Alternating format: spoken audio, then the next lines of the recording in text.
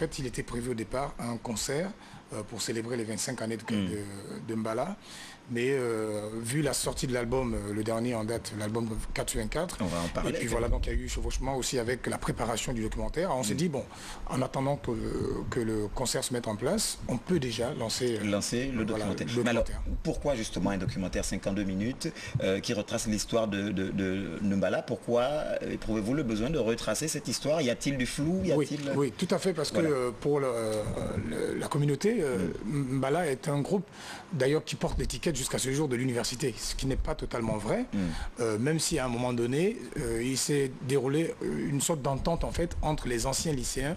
Je penserais par exemple à Alexia Bessolo qui fait partie des premiers, donc les pionniers qui ont, depuis le lycée en fait, initié la chose. Donc en 86, Mbala existait déjà. De l'université. Voilà. Ce n'est qu'en 89, donc 3 années après, sinon un peu plus, quand presque tous ces lycéens deviennent universitaires, enfin étudiants, alors arrive donc cette entente grâce aux autorités rectorales et voilà quoi, décide d'encadrer un peu le groupe.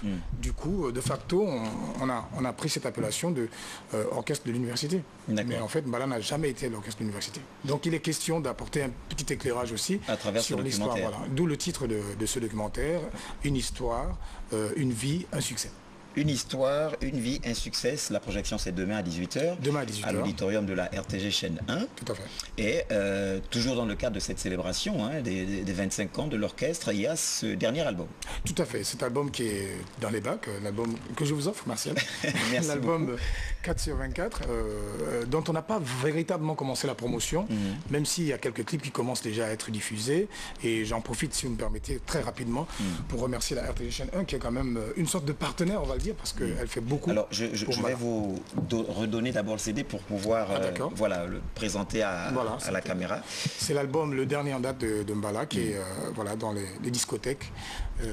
4 sur 24. 4 sur 24. Pourquoi 4 sur 24 parce qu'il y a 4 albums seulement pour certains, ou déjà pour d'autres, sur 24 années d'existence. Donc c'est un album qui était censé sortir l'année dernière, mais nous avons attendu le début de cette année pour le mettre voilà, sur le marché. Seulement, ce serait peut-être exagéré parce qu'on a une référence, on a eu une référence dans la musique gabonaise. Olivier Ngoma, il prenait son temps, lui, pour faire sortir des albums et c'était toujours de bonne facture. Merci. Alors, donc, simplement le message, rappelez que cet album est dans les bacs. Il est dans les bacs. Le prix, on le donne ou pas? Ah non, je préfère ne pas le donner parce que, vous savez, il y a des revendeurs qui éprouvent un malin plaisir à ajouter des petites miettes au-dessus et donc ça devient compliqué. En tout cas, il est disponible. Voilà. Et dans le cadre de la célébration du quart de siècle de l'orchestre Mbala, plusieurs manifestations sont prévues. Déjà, cet album qui est sorti, 4 sur 24. Et puis demain, surtout... Demain, surtout, nous attendons donc sur carte d'invitation nos partenaires, des personnes qui font beaucoup pour l'orchestre Mbala, qui a d'ailleurs dédié cet album à l'enfance, ça il faut le souligner également. Et donc demain, ce sera l'occasion de vivre un tout petit peu l'histoire même du groupe à travers ces 52 minutes. Évidemment, on ne peut pas résumer l'histoire d'un tel groupe en 52 minutes, mais nous sommes focalisés sur l'essentiel en fait. D'accord. Voilà. En tout cas, on vous souhaite beaucoup de courage. Merci. Et longévité encore, 25 ans, c'est pas peu. Merci. Voilà. Merci. Et nous avons pensé déjà à la relève, donc voilà, il le fallait déjà. C'est important.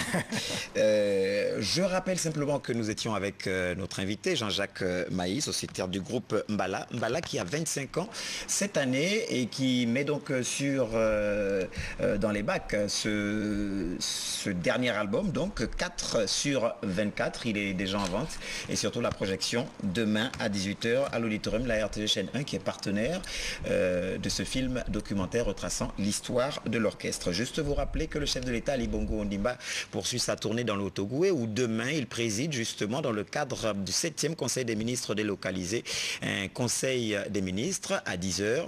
Tous les ministres présents sur le territoire doivent donc prendre part à ce tour de table.